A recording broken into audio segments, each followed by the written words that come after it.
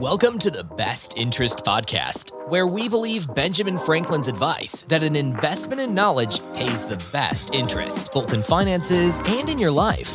Every episode teaches you personal finance and investing in simple terms. Now, here's your host, Jesse Kramer.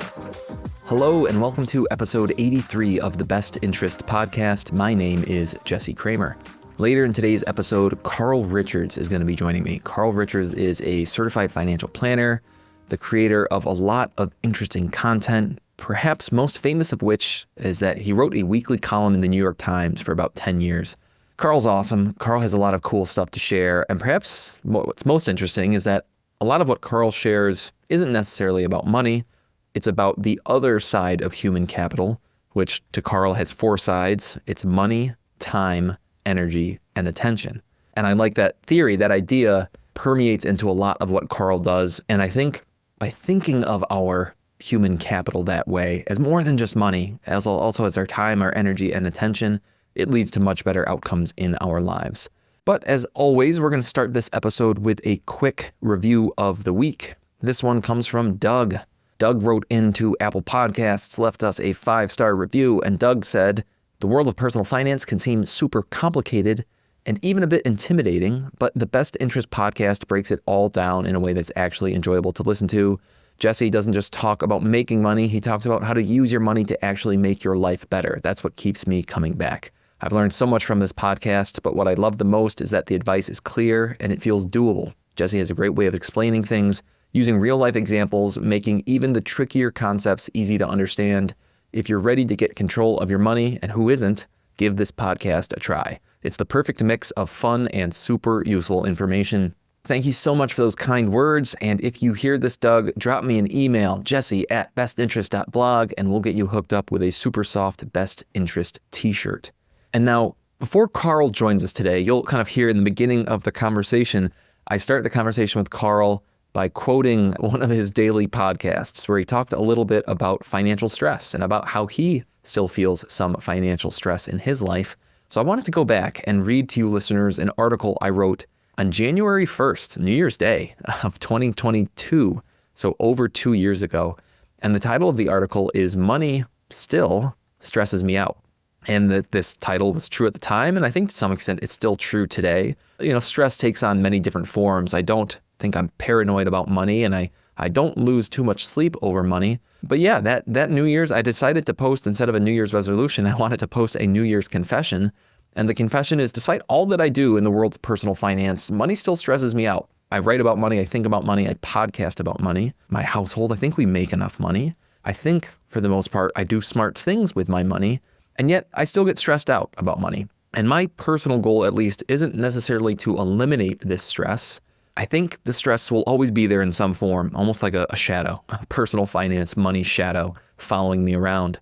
So I don't want to get rid of it necessarily, or I don't think it's possible, but instead I do want to expose that stress, that shadow, to as much light as I possibly can. I want to give it a name and I want to understand it better. I want to make it less scary. I want to look under the bed and face the monster. Hopefully in doing so, reduce the magnitude of that stress.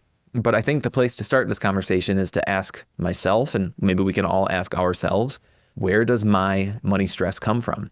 So this goes back a ways, and I'm kind of reading this article back to myself live, back to my time when I was spending way too much time on Twitter, which, by the way, if you're spending a lot of time on Twitter, you might want to rethink that. Just my personal side here, but apparently on Twitter, I tweeted something where I was talking about my financial stress. And someone else wrote in and they asked, "Hey, is there something specific about money that causes you stress?"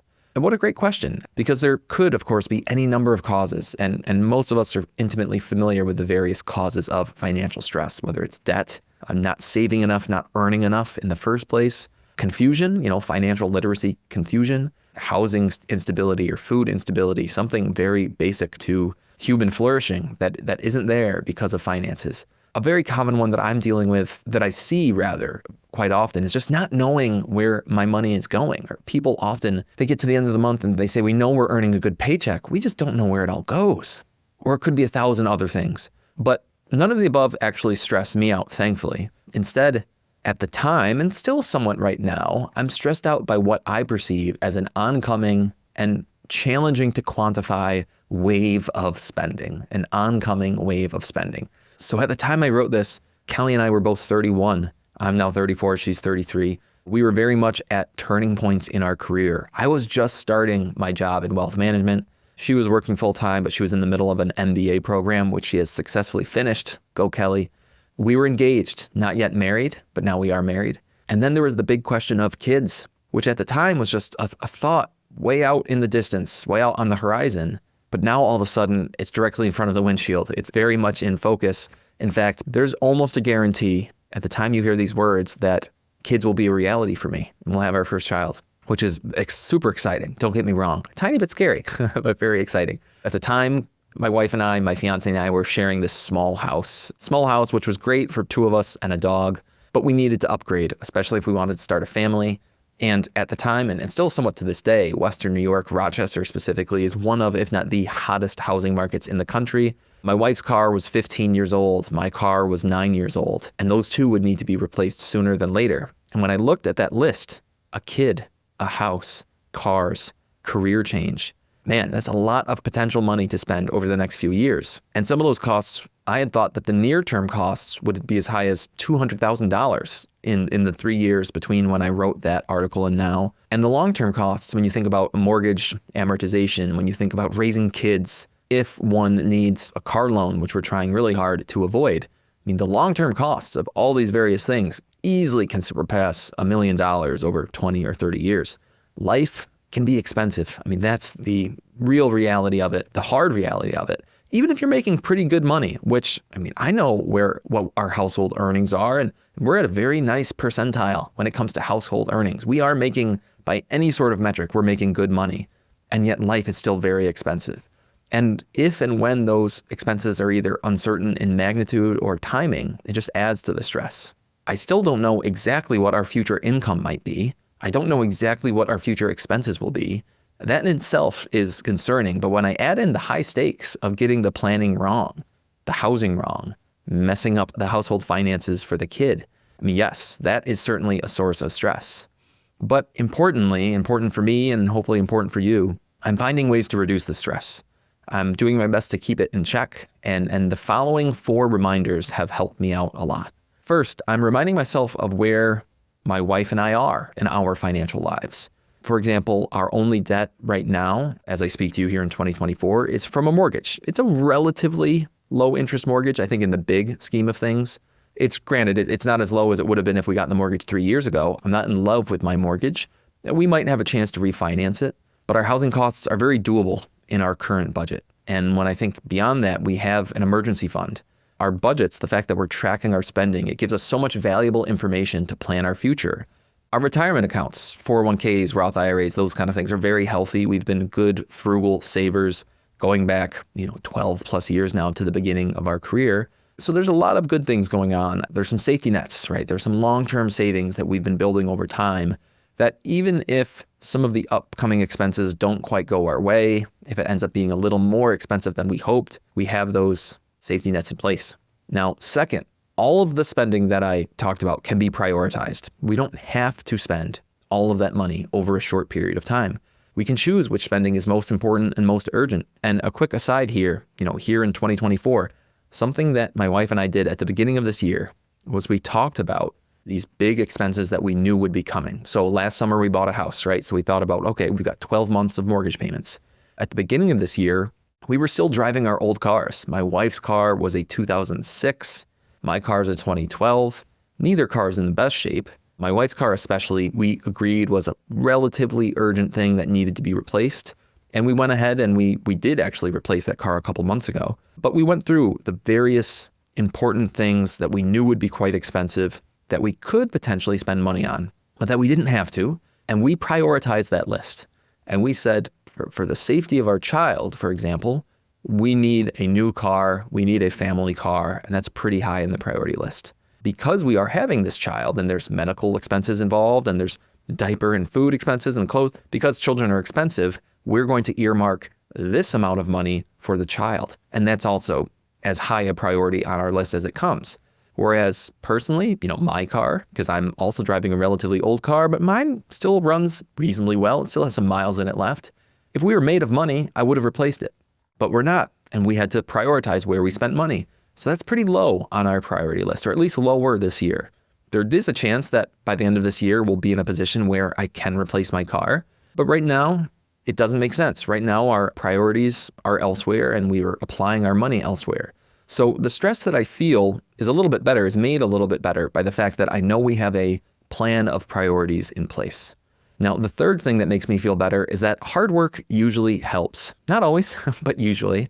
If a magic genie came to me today and said, in 2 years, you'll both be earning enough money to eliminate your current stress, well, then I'd start relaxing today. Now, what a pleasant genie, what a great genie. Now, unfortunately, that genie doesn't exist, but I can try to make that genie's prediction come true. And the easiest way to do so is through hard work, consistent work, valuable work. I don't want this to necessarily be construed as some sort of equation where it says hard work equals wealth and therefore laziness equals poverty. I don't think that's true, but I do think there's a bit of a statistical statement there, which is if you work hard in your life, you are more likely, more probably going to end up in a better position than if you're lazy in your life. I think hard work there, I think it's a statistical, probabilistic statement. Hard work definitely is a factor that improves the odds of your cream rising to the top. It's a factor that you can always control. And this is something that I wrote 2.5 years ago, and I look back on that time and I do think it's true. For what it's worth, I put in hard work during the day. I try to put in hard work here on The Best Interest at night. And sure enough, over time that compounds and it grows, and good things do start to happen. The fourth thing that makes me feel better about my financial stress is that the trail before us isn't unblazed. It's a blazed trail, right? As in trailblazing. The idea is that millions of people have taken similar paths before, albeit with different incomes and expenses and unique financial plans. But if they made it, if they could all make it, I'm betting that we'll make it too. And that's something that, again, any of you listening out there with financial stress, when I talk to, say, someone approaching retirement, and I'm talking to them about their financial plan, about their investment management, portfolio design, Social Security, tax planning, all these kind of things, it is a lot, right? It's a lot. And it's certainly a source of stress. But something I like to remind them of is that the answers are out there, right? And this is a path that has been blazed before. And you might be unique in your own ways, when your own goals and your own asset base and all those kind of things. But we can find a path that's going to work for you. So if you're feeling financial stress, I think that's definitely something to keep in mind. In the process of writing this article 2 years ago, I found this quote that I really liked. And the quote is, "Stress is directly related to how out of control we feel." And I completely agree. Part of my future then, and part of my future as I speak to you right now, is out of my control. And yeah, that does stress me out a little bit. But the 4 reminders I just talked about, I think they all point towards different ways in which we can regain and retain a little bit more control in our lives and a little bit more control financially. We can make smart choices. We can choose to prioritize. We can choose to work hard. We can choose to emulate prior success stories. And in that way, we can start to regain and retain control. So if you're stressed about your finances, if you're stressed about something out of control, it's completely understandable.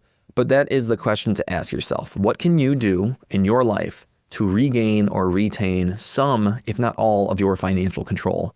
The answers to that question have certainly helped me, and I think they'll help you too. And before we get to Carl, I'm going to read from another article, only because I think this is the perfect article to kind of introduce Carl with. The title of this article is "The Friction is the Message." The friction is the message, and I'm going to explain what that means. But part of the reason why has to do with the fact that Carl is a financial planner. He's a financial professional, and you'll understand why that matters when I read this article. But then the other interesting thing is that Carl, like me, is a content creator, and his content's very unique. He's very famous, in fact, for these doodles, these little drawings, these simple sketches that he does. And that's another reason why this particular article is unique to Carl. And the article starts with the idea of Marshall McLuhan. Marshall McLuhan was a Canadian. He was a communication theorist, like an academic, a professor of communication. And he has this very famous line where he says, "The medium is the message."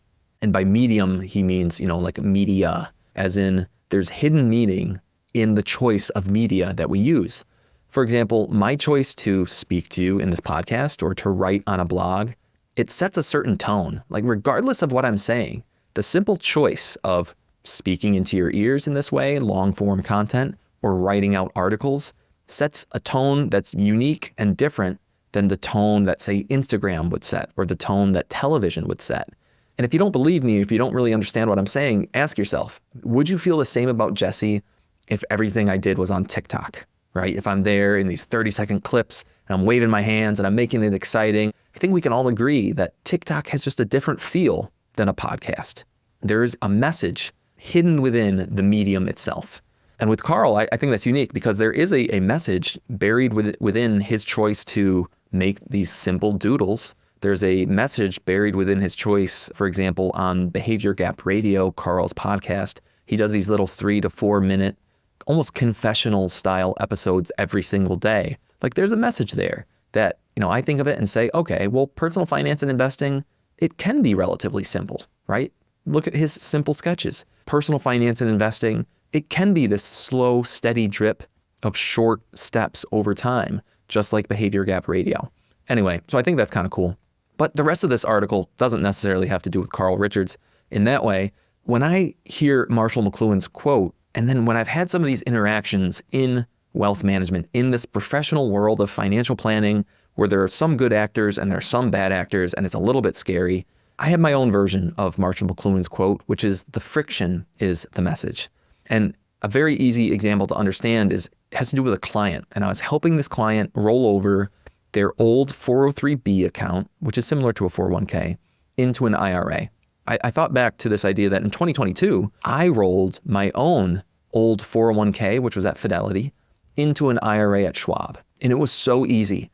Even though Fidelity was losing my assets and whatever small revenue they were collecting associated with my assets, part of Fidelity's smart long-term tactic was to make my rollover as easy as possible. And in my opinion, Fidelity's lack of friction sends a very clear message to me and to all their other clients. And the message is, hey, it's in Fidelity's best interest for us to help all of our clients. And we're so good at what we do that we can afford to make your life easy, even when you're leaving us. So good work, Fidelity. I think that's the right way to go about things. But in my specific case, where I was helping a client roll over their 403B, which was coming from a different custodian, not Fidelity, it was ridiculously frictional. There were multiple forms with dozens of fields involving 4 different firms, physical mail between those firms, something called a medallion stamp, notary public, which are like these official stamps that are relatively challenging to get, or at least a bit of a headache to get, just to make sure that everything was official. And thinking back on it, whereas my rollover literally took 5 minutes on the phone, this 403B rollover was taking weeks of actual timeline and hours of individual people's time. It was a serious headache. And that's even with a professional staff behind me here to help out. And I can't imagine the frustration of someone having to go through that alone. And that's when I realized, and I thought about it, here's this case where the friction that we're feeling, this inter-firm friction during the rollover, that's the message. And that particular 403B provider that was bringing all this friction to the table, they were sending a clear but subtle message. And that message was, hey, we don't exactly want your rollover to be successful. We want you to give up. We want you to leave your assets here so that we can continue profiting off you. It's part of our business model and it's important to our survival. That's the message. Now, 403B programs, especially for example, for public school teachers, they are notoriously predatory. When you multiply that kind of friction across thousands of attempted rollovers, I am absolutely positive that some people will give up. That frictional, shoddy custodian will profit off of their predatory frictional practice. I reached out to friend of the blog, Tony Isola, to commiserate, and he wrote back to me and he said, yeah, that's deliberate financial friction implemented by companies with a predatory business model. That's the only explanation for things like this in 2023. Now, there are some similar stories when it comes to one-on-one investment advisors and financial planners. There are different levels of friction on the way in and on the way out of an advising relationship. Now, in some cases, I actually do think the friction serves an important purpose, a good purpose. Like, hey, before we decide to work together, let's make sure all of our services fit your needs. Let's slow down. Or before we work together, let's set some expectations beforehand so that we're sure this working relationship will benefit both of us. Or maybe let's get all the facts on the table first and then decide what direction to go in. It's almost like dating, let's slow down, let's get to know one another. Now, when a couple gets married after a month of dating, we kind of question their choice, right? Like, can they really know that it's right? A little bit of friction up front, that kind of due diligence early in a relationship, is almost always a positive sign. But when there's that friction on the way out of a relationship, Going back to the marriage analogy, not every couple works out. And are you going to make it hard and throw your ex-girlfriend's stuff out on the front lawn? Well, that's a bit of a red flag, isn't it? Early in my career, I inherited a client from one of my colleagues who was retiring, and she came to me with news. Her grandson had just started a career as a financial advisor, and she wanted to go support him with her business. And it was my first professional breakup. So I went to my boss and just to make sure I understood the upcoming logistics, and he said to me, you know, Jesse, a lot of advisors make this difficult on their clients, and I insist we do the exact opposite. So thank her for her business with us. Let her know that we'll do whatever is needed to make her transition as frictionless as possible. I love that approach, right? The friction, or the lack thereof, that sends a very important, subtle message. Now, ideally, just like in this case, we wanted to make her transition as frictionless, as easy as possible, to do the right thing, to always work in a client's best interest, to take the high road. That brings me to a Warren Buffett quote, right? Take the high road. It's far less crowded there. I am tooting my own horn. I obviously am biased here, but I contrast that helpful approach against some of the stories that you'll hear around this industry of guilting clients into staying, of ignoring emails from clients who want to leave, of accusing clients of betrayal for ending a business relationship. It's either negligence or manipulation or gaslighting, and it's all just kind of gross. The predatory friction at the end of that kind of relationship sends a clear message, in my opinion, and that message is, I've always been predatory, even if you never knew it. And when they send you a message like that, believe them. It's just like the Maya Angelou quote, right? When someone shows you who they are, believe them the first time. People know themselves much better than you do. That's why it's important to stop expecting them to be something other than who they are. The friction is the message. Here's a quick ad, and then we'll get back to the show. One of the more common questions I hear is, Jesse, what do you like and use? Books, blogs, podcasts, even banks and brokerage firms. What are your recommendations? So to answer that question, I put together a web page. You can check it out at bestinterest.blog/recommendations. Again, that's bestinterest.blog/recommendations to check out how I'm improving my financial life. Let's bring on a financial good guy, a certified financial planner, Carl Richards. Carl is not only a certified financial planner, he's also creator of the Sketch Guy column, which appeared weekly for a decade in the New York Times. Yes, the New York Times. Carl has also been featured on Marketplace Money, on Oprah, and on Forbes. In addition, Carl has become a frequent keynote speaker at financial planning conferences and visual learning events around the world.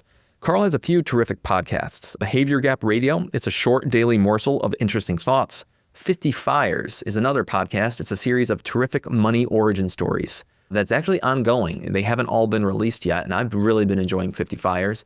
And then there's also Kitsis and Carl, which features Carl along with famous financial planning nerd Michael Kitsis, where they go deep on interesting topics to help other financial planners in their careers. I think, or at least what I hope you'll enjoy in today's episode, is what I like about Carl's work in general, where yes, money is important, but money is not the main course. Instead, Carl thinks, and I agree with him, that we should think about our human capital as money, but also as time, energy, and attention. So without further ado, here is Carl Richards.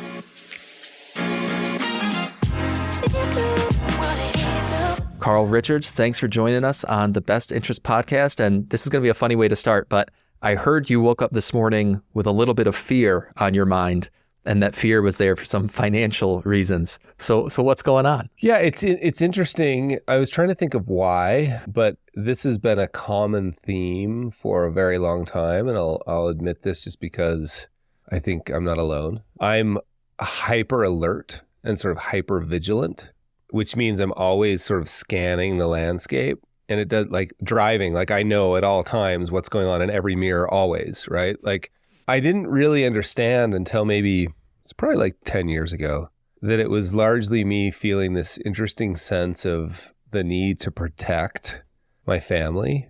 And there's some tradition in that, this like protect and provide thing that has been handed down for a long time. And some of it I took on myself. So I'm always sort of like, is there a lion in the bush? Is there a lion in the bush? And that, of course, in today's environment, for most of us, that shows up around money. Like, am I going to be able to provide? Am I going to be able to protect? And years ago, right, 5 years ago, as I became more and more aware of this, that it was like impacting, and I would say things even to like my wife or kids, like, don't you understand the reason I'm doing this? You know, like that kind of stuff that it's almost like a it's almost like a meme. It's so commonly repeated that people will say that to their, and my wife pointed out at one point, she was like, do we look like we need you to protect us? Like, we want you here, but does your 25-year-old daughter who's in distressed equity in New York look like she needs you to provide? Does your daughter that just got into med school, has got a biomedical engineering degree, look like she needs you to provide or protect? I was like, no, I'm really glad you want me. And so it's been the first time in a while where and you're referencing my daily podcast, Behavior Up Radio. I think it might have been we watched Dune 2 the night before. Oh, okay. So I was sort of like, I woke up just thinking like, is it all going to go away? Is today the day? And it was reminding me of feelings I used to have a long time ago. Everybody who ever's worked with me is going to fire me tomorrow. Right. And none of that's rational. And it just needs to be unwound. I just need to stop and realize that right then I had no problems. Right then. And this idea that it might all go away is a projection of something that may or may not happen in the future. And that's all a problem really is. And what did Mark Twain say? I've had lots of problems and some of them have happened. So that's the explanation behind that. It made me think of there's another famous quote. I think it's one of the Stoics, some Roman guy or Greek guy, I think, who said, he who lives in anxiety feels it twice, something like that, right? Like the anxiety it brings on the emotions, and then the actual event of whatever you're worried about will bring on the emotions again.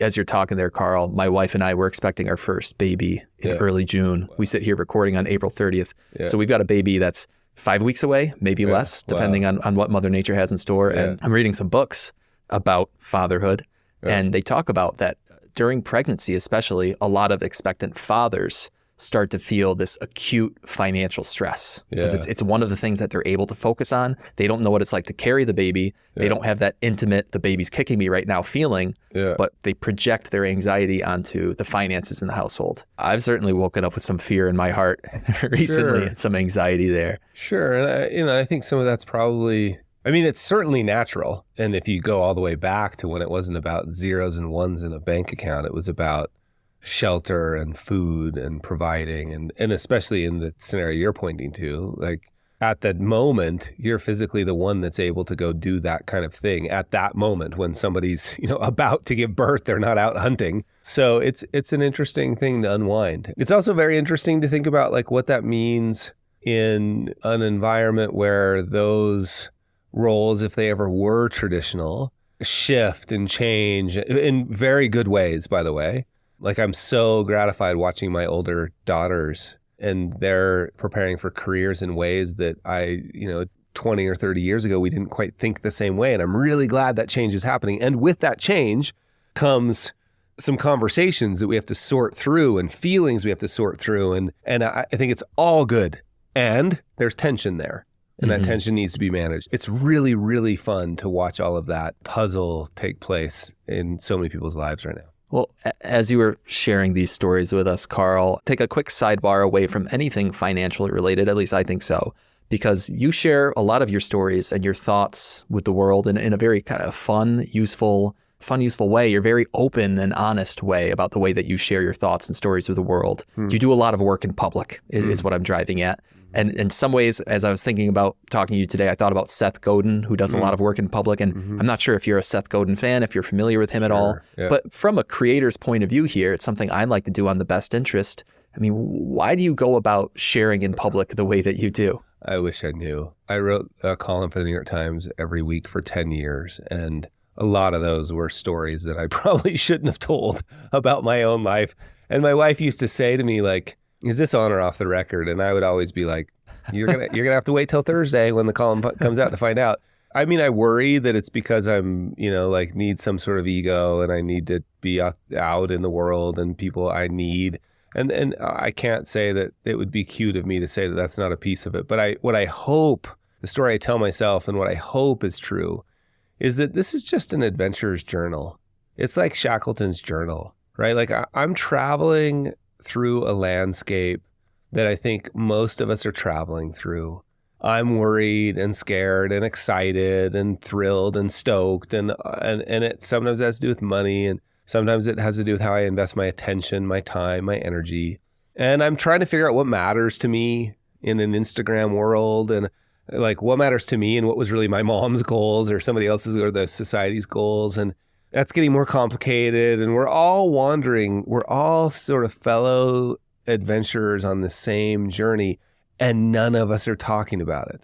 And so I'm just sort of writing a journal. I think of my work much more as an adventure journal than I do as a self-help book. It's just like if you happen to be walking this way and it's hot and you're thirsty, I notice there's a spring over here. If you're not walking this way and you're not hot and it's not thirsty, then it doesn't really matter. That's kind of what it's meant. That's the story I tell myself, is that's what I hope it's for, is that somehow at the very least we won't all feel alone because I'm on the same journey. How do you, as you're going along that journey or when you're telling yourself that story, I want to ask you about imposter syndrome. I'm a late career changer, at least late by relative standards of where I am in my life. I spent 6 years in college studying mechanical engineering. I then spent 7 years designing and building and launching satellite telescopes into space. And along that process, or somewhere on that timeline, I started a blog and this podcast about personal finance and investing, and then kind of used them as my resume to switch careers, which now for 2.5 years, I've been working at this wealth management firm in Rochester. I have imposter syndrome because, well, I'm an engineer. I felt good as an engineer. I felt like I belonged.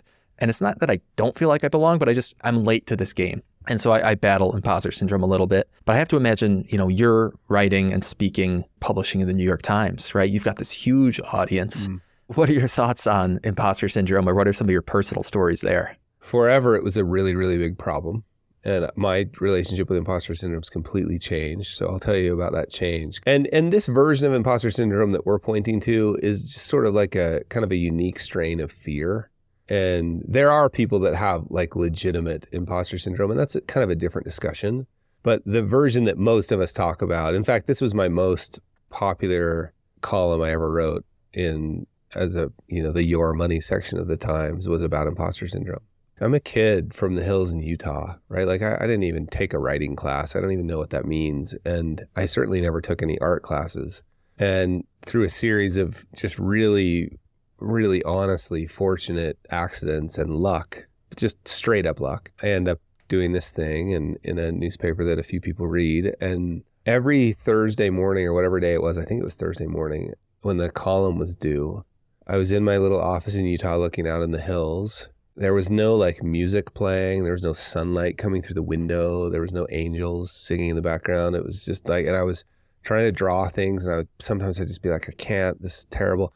And I used to do it on paper instead of my iPad. And so there'd be hundreds of pieces of paper over my shoulder, and just this whole sense of anxiety, and I'm up against a deadline.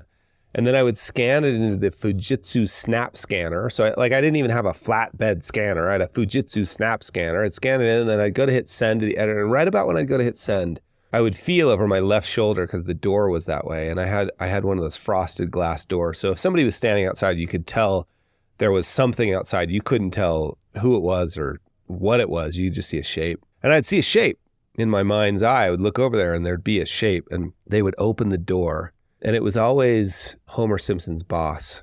Mr. Burns would open the door, and he'd stick his head in, and he'd be like, what is going on in here? Like, do they know? Is that a Fujitsu Snap Scanner? Do they know this is, like, you're not even in Park City. You're in the hills out in the country part. Like, do they wait till they find out? Like, that would be the feeling. And I'd always just be like, that's so scary. And then one day I was in South Africa at one of the first really big speaking engagements I did. There was 5,000 people and stadium seating, and I walked out for the prep, and I just like turned around and walked back. Like I was just like, there's no way. And I noticed that same feeling. I was like, I felt like looking over my left shoulder, I felt like I could see Mr. Burns again. And I was like, well, that's weird. And it used to be that I would just feel this tightness in my chest and this anxiety, and I would just push through it, a sort of like kick fear in the teeth kind of push through. Like that approach. And so, but this is when it changed. I was like, oh, Mr. Burns, that's really interesting. Mr. Burns is here. And then I was like, a couple months later, I was starting a big mountain bike race. It was going to take me 8 to 12 hours. And I was like, I honestly didn't know if I was going to finish. I knew I wouldn't die. I mean, it was like, it was going to be fine, but I didn't know if I was going to finish. So I was really nervous. And I remember looking over my left shoulder and in the group of people at the start line thinking, oh my gosh, Mr. Burns is here. And so then I was like, I had 10 hours to think about that. So I was on my bike thinking about it, and I was like, at the birth of my first child, certainly at my wedding. And I was like, wait, Mr. Burns has been at every cool thing I've ever done. Anything I've ever done. They always, and this is a Seth Godin line, they almost this might not work, Seth likes to say. Of course, who am I to have a kid? Are you crazy? Marriage? What? I was 23. Mountain bike crazy? So then I was like, well, wait, if Mr. Burns was always at every cool event, some of them worked, some of them didn't, but if Mr. Burns was always every cool event, why would I want to get rid of that? So then I was like, wait, I want to structure my whole life around Mr. Burns being there as often as I can. He's at every good party. So that's when it changed for me. And I learned to be now I just look over my left shoulder and I'm like, oh, I feel the tightness in my chest that used to be oh, fight through it. Instead of fight through it, now I can feel it. And this, I think, is the big key. Feel it, and then I think personifying it's kind of cool. And Elizabeth Gilbert says that strain of fear is like your crazy uncle that you want to come on the trip, you just won't let them drive. So now I just look over my left shoulder and I'm like, hey, Mr. Burns, I'm glad you're back.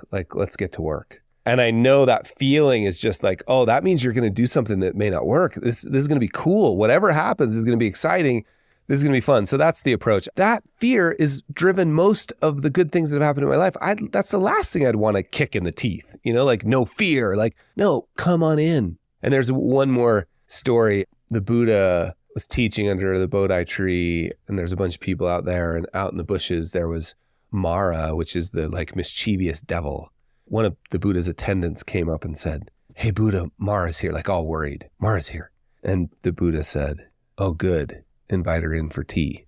And I was like, yeah, that's what I say to that's what I'm going to say to Mr. Burns. I'm going to be like, oh, good. Come on in for tea. So that's how it's changed for me. Well, I'm drinking some tea right here, which is coincidental that you brought that up. Well, selfishly for my own sake and also for listeners' sake, I hope that reframing takes effect the next time I feel imposter syndrome. And whether it's Mr. Burns or some other personification, I hope I'm able to look at them with a little bit more excitement and invite them in and welcome them in, because it's a sign of, they even say from a kind of physiological scientific point of view that anxiety and excitement really are kind of similar emotions. Physiologically, the way your brain and your body react, they're quite similar. It's just the framing of excitement is something good and anxiety is something bad. Yeah. Or the event itself is good or bad, but kind of underlying it all, it's just, I like the idea that there's something good on the other side of that feeling. And your body's just letting you know that, and you have to convince your rational brain that's the case. Yeah, one thing that's really important to me that I've since learned is that I want to expose myself to Mr. Burns as often as possible with chunks of rest between. And I didn't used to realize the value of the chunks of rest. And so I'd end up completely burned out and have to take time off, or we ended up moving to New Zealand actually as a result of one of those experiences. And so now I'm like, Mr. Burns, Mr. Burns, Mr. Burns, rest. Mr. Burns, rest. Right. And I think that's a much healthier approach. Here's a quick ad, and then we'll get back to the show. A few of you occasionally inquire about two different topics that are actually related. The first type of question seeks out details about my professional life and the wealth management firm that I work for here in Rochester, New York. The second type of question involves the best interest, which operates with no advertising, no pushy sales, no paywalls. And the question is, how can the best interest stay afloat? Well, to answer both of those questions, I want to point you to episode 78 of the Best Interest podcast. I intentionally recorded episode 78 to shine light on those topics and inform you how you can actually help the best interest if you're so inclined. So if you've ever been curious about the business of the best interest, please go listen or download episode 78 and let me know what you think. Carl, we were talking earlier that the listener audience here does skew towards the DIY investor. And you have a famous sketch. There are two bars on a bar chart. One is labeled investment returns, and it's much taller than the bar next to it, which is labeled investor returns. And that difference, where investors generally have smaller returns, is labeled, you've labeled it the behavior gap, which I suppose led to a wonderful brand naming opportunity for you. Can we talk a little bit more about the behavior gap, but then maybe we can segue into this bigger, broader concept of real financial planning and what that term means to you? Yeah, I mean, listen, I think the reason to get advice is not because you don't have the technical skill or you don't know how to do it yourself. The reason to get advice is because you have blind spots. And those blind spots lead to behavior that produces a suboptimal result with the benefit of hindsight.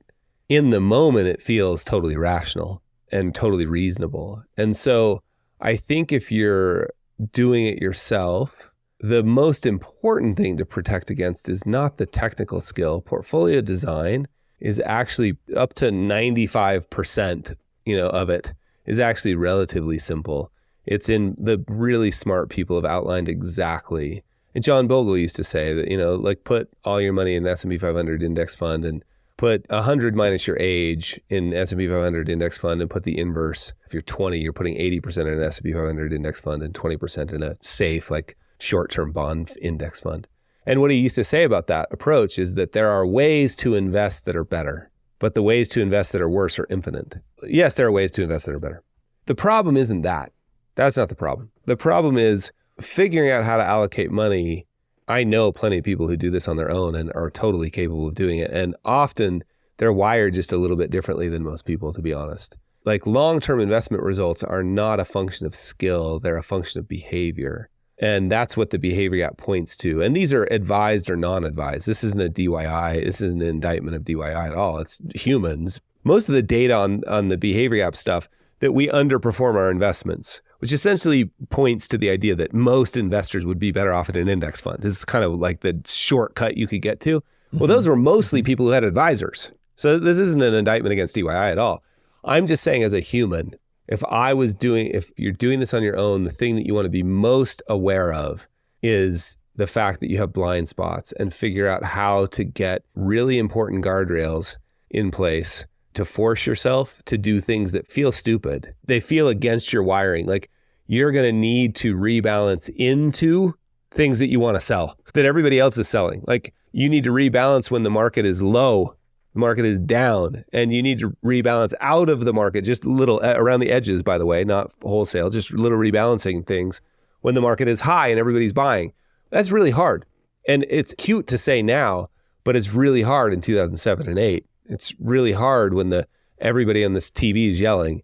So that's what you need to be aware of, right? Is that it's the blind spots. There's equally as many ways to deal with that as there is the investment problem, the tactical investment problem. You just have to be aware of it. There's a story I've written about. There's a lumber town, a mill town in northern Pennsylvania. They built a highway bypass kind of over and around the town. So the highway's elevated. It's 40 feet up above the ground. And for a mile, there's this bypass. There was this problem after the bypass was built for a number of years where these deer would get quote unquote stuck on the bypass, would kind of freak out. And the only option that the deer knew, because they're just deer, is they would jump off the bypass down to their death and into someone's, backyard. And so the problem was, I think the New York Times even wrote about it. They're all these citizens of the town are saying what the hell, these deer are raining down on us from above. It's kind of a weird analogy, but when I read it, I thought of the fact that obviously to us smart humans, we say, well, why doesn't the deer just walk off the bridge? And it's well, it doesn't know better. And that fight or flight instinct kicks in and the deer thinks to itself, this is my only option. And it panics, right? The deer panics and it jumps. There is some sort of parallel, maybe not to every human, but every human has that amygdala, right? We have that fight or flight and that irrationality that kicks in the midst of a market panic. And that ability to say, despite my fear, I still know I need to do the smart thing and rebalance right now. That's really hard. It's a different kind of Mr. Burns looming outside your frosted glass window saying, what are you, stupid? Why are you going to rebalance right now? It's counterintuitive too. In MBA 101, you learn if you have 3 divisions and one's doing poorly and 2 are doing well, you kill the one that's doing poorly and you reallocate those resources to the one that's doing well. To hire a basketball coach, it would make no sense to not look at their record and have some reasonable expectation that might continue. I just think if my hand's on a burning stove, I don't really care what you tell me about not taking it off. I'm going to take it off. And so you just have to be aware of that. And most people are wired. Buffett said that he was just born in the right time, that if he had been born any other time, he would have been eaten by lions. Right. And he just happens to be wired in a way where he's comfortable with that. And I've talked to plenty of people who are, they're just I don't get the whole emotion about this. Well, that's rare. And the research is clear. Most people, we're mostly hardwired to get more of what gives us pleasure and security and run as fast as we can from stuff that causes us pain. Totally. Now, the next thing, I just want to ask a little bit about some of the real value add of real financial planning. So Carl, I mean, going maybe a step deeper on real financial planning, as opposed to just investment management, which, we kind of spent the last couple of minutes talking about that. It's something that I've spoken to recently with my audience about the value add of real financial planning. Now, it might not be there for all DIY investors, Sure. But I think we need to realize and admit to ourselves that for many people out there, people who we know, our great Aunt Ethel or the guy at the barbecue who we always see, they might not have any sort of DIY bones in their body. And so there's real value and there's a real value add to the work that we do. So how do you go about explaining that idea, or maybe how do you differentiate between the real financial planning and the value there, as opposed to maybe some of the bad precedents set in this industry where maybe there isn't a value add to what all financial advisors do? Yeah, I mean, listen, the problem is that that's mostly true, that most of the industry is worthless. And that's the problem. And that's why I used to call it the secret society of real financial planners. Like, it was secret. It was hard to find. And we don't even, as humans, we don't even know, like, it's hard for me to figure out what goes on in our industry. Speaking broadly, it's hard for me to figure it out. Try figuring it out without 20 years of background. Like, it's hard. And as humans, we don't really even know. Like, we've been trained that it's all about solving it's almost like I'm going to self-diagnose. I've got this pool of money, or I'm not sleeping well because I need life insurance. Like, I'm going to go and I'm going to find somebody to buy it, and they're going to sell stuff to me, and I got to treat it like a used car sales experience. And it's going to be adversarial. And the reason most people feel that way is because that has been their experience. And so many people are doing it themselves because they realize they could lose money on their own without paying somebody. And I don't mean it that way. I just mean like they could do a better job on their own. Now, what separates that from what I call real financial planning, which absolutely exists and is life-changing if you can find it, and it's worth every penny you'd ever pay. It's just hard to find. And real financial advisors or planners have a real problem because they can't really tell you what it is they do, because it doesn't really make sense until you experience it, because it's a feeling. And when you think of like, I need financial advice, you don't think I need somebody to make me feel a certain way. You think I need somebody to figure out how to invest my money. Well, that's easy. I can read a book. So it's really a circular problem. So here's the difference. To me, this is the most common question I'm getting asked these days. And it's typically age cohort of like 40 to 55. And they'll say, hey, can I, I'm going to be in Park City where I live. Can we meet for coffee or something? I read one of your books or your column. And I know what's going to happen. We end up sitting down. And these are typically really successful people who will show some proof of success. They'll say, look, and they'll show, like, probably not physically, but like a balance sheet, like I've made this much money, or I sold my business, or I'm retired, or they'll show an income statement, like I make $800,000 a year as an anesthesiologist or whatever. And then they'll look around to make sure nobody's listening, and they'll say, what's it all for? Like, is this really all there? Like, I did all the things. I've won the whole thing. And is this the prize? I think Stephen Covey said something along the lines of, the last thing you want to do is spend your whole life climbing a ladder only to find out it's leaning against the wrong wall. And I think what a real advisor does is help you not just make sure you've built a really great ladder, but make sure that it's leaning against the right wall. And those things are actually harder than they sound as humans to get clear about what we really want.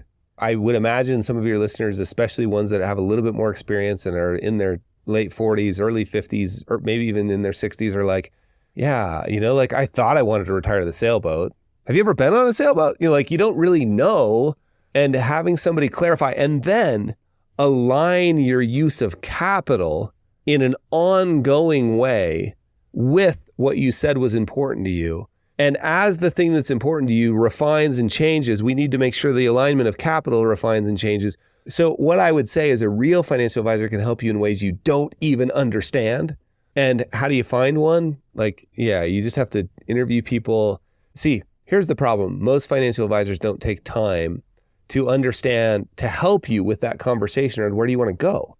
So we're all just arguing about whether we should take a plane, a train, or an automobile. And we're going to debate the merits of a plane, a train, or an automobile before anybody stopped to say, where do you want to go? And then that's a never-ending process.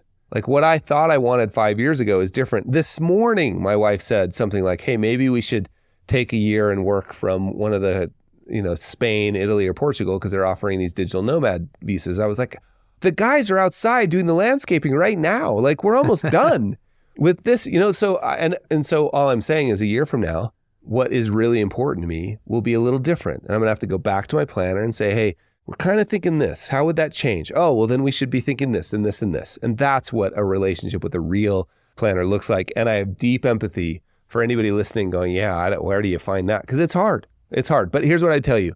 Just because you haven't ever found one, they do exist. Like, I've seen them in the wild. It's kind of like a little adventure hunt. You like got to go out, like, there's one over there. They're out there. I really like that answer, Carl. And I'll be honest to the listeners, what you described is immensely valuable. It's also hard. I mean, I've sat on the opposite side of the table from a client, and I get nervous sometimes, or I feel imposter syndrome, or whatever you want to call it, about kind of asking them to open up, asking the right questions, right? Getting deep in their lives and really trying to understand what makes you tick. I mean, the easier thing is to kind of stay on the surface and stick with the numbers and say, I'm going to help you optimize your numbers. That's kind of the easier part. It's a bit more of a commodity, and there are probably a lot of advisors out there who can do that, but it is harder, but so much more impactful when I've been able to really dive into what makes a person tick and help them align their time, energy, money, attention. I hate to interrupt you, but it's so interesting. Like, as soon as we say, like, it's easier to optimize, I'm always asking the question, optimize for what? For what? Yeah. What are you solving for? Like, what are you like? Oh, the portfolio needs to generate a return. Why? For what? It's we're always confusing the means with the end. It's really crazy that this industry has existed this long without this kind of dialogue being more direct. Like, what do you mean? Portfolio performance or return is not a goal. It's not a goal, right. Just a means to a goal. Yeah. Yeah. So anyway, that's the important part. That applies to me so much, or that hits the right tone with me, because as I alluded to earlier, I spent the first 15 years of my professional life after high school being an engineer. The equation always has two sides to it, right? You're doing everything on the left side of the equal sign because you want to get to whatever's on the right side of the equal sign. And what we're talking about here is that this kind of relationship with real financial planners has a specific right side of the equal sign for whatever that the client's unique desires are. And what are we solving for? If we don't know, otherwise it's just a question mark on the right side of that equal sign. And we don't know if we're really hitting the mark. We don't know if we're driving towards the right answer. For sure. Anyway, Carl, thank you for joining us today and making us think. I don't know if you spent any money to be here today, but you definitely spent your time, your energy, and your attention. Yeah. And that's some capital that I really appreciate. And I think our listeners really appreciate you spending with us. So if anyone wants to either reach out to you, or really, I listen to you and I read your stuff through multiple channels. And so I'm not even sure which of your projects to be most excited about and help you promote. But if you had to point listeners right now to something that you're doing, where would you point them to? Yeah, it's either, if you like to read, it's the weekly, you just go to behaviourup.com and sign up for the weekly letter. So we send out a letter each week with one of the sketches that I draw in as few words as possible. And if you like to listen, you can go to iTunes or Apple Podcasts and subscribe to Behavior Up Radio or 50 Fires, which is also super fun. So that's Behavior Up Radio or 50 Fires. Both of those podcasts are fun. Yeah, 50 Fires has been great. I've been listening to every episode so far. What was your favorite one? Well, I really liked the Josh Brown episode because I'm a fan of Josh. Yeah. And I really liked, his name escapes me, but it's Hank from Breaking Bad. Dean. Yeah. Dean. I really liked that episode. That was really fun. But yeah, listeners, be sure to check out 50 Fires. Really is. They're fun conversations. They're kind of like money origin stories. Is that a fair way to describe them, Carl? It's almost like this is for your listeners to know. I was trying to recreate what I think a really good first meeting with a financial advisor is about. And so, yeah, we've had Chip Gaines has been on my favorite episodes was the one with my wife. I've had my daughter on. I just recorded with Scott Ballou, who created all the Yeti films. We just Dexter Fowler, who was a Major League Baseball player. Yeah. It was so fun. So there's a bunch of really great ones coming out soon. Very cool. Well, listeners, be sure to check out that. We'll put links in the show notes. And Carl Richards, thanks again for stopping by the Best Interest Podcast. Cheers, Jesse. Thank you. Thanks for tuning in to this episode of the Best Interest Podcast. If you have a question for Jesse to answer on a future episode, send him an email at jesse@bestinterest.blog. Again, that's jesse@bestinterest.blog. Did you enjoy the show? Subscribe, rate, and review the podcast wherever you listen. This helps others find the show and invest in knowledge themselves, and we really appreciate it. We'll catch you on the next episode of the Best Interest Podcast. The Best Interest Podcast is a personal podcast meant for education and entertainment. It should not be taken as financial advice and is not prescriptive of your financial situation.